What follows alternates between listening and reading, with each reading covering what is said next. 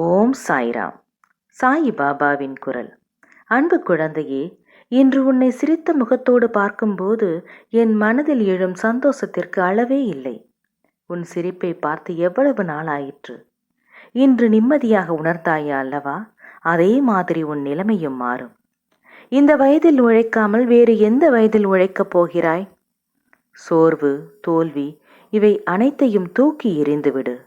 உனக்கு கீழே இருப்பவர்களை ஏளனமாக கருதாதே. அவர்களும் உனக்கு நிகரானவர்கள்தான்.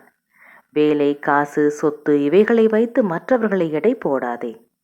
என் பிள்ளையை நேர்கோட்டில் வாழ வைப்பது என் கடமை. பிறரின் நிலையை கண்டு நகைக்காதே. நிலைமை என்பது ஒவ்வொரு மனிதரும் வாழும் நிலையை பொறுத்து அமையும்.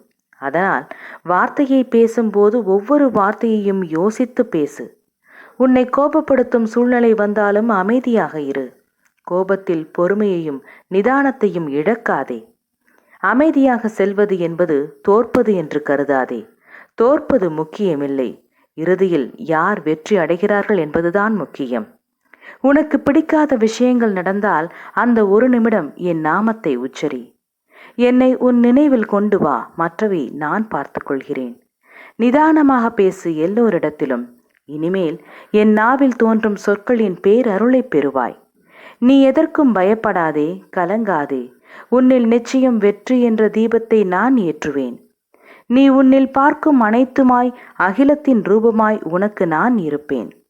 உன் அன்பின் ஆழத்தையும் உன் பக்தியின் தூய்மையையும், நம்பிக்கை, பொறுமை எதையும் எதிர்நோக்கி தாங்கும் உணர்வு அனைத்தையும் நான் அறிவேன்.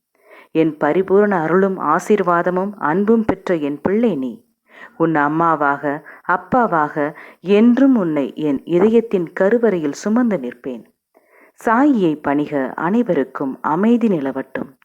என்றும் உங்கள் நலம் விரும்பும் பராசக்தி.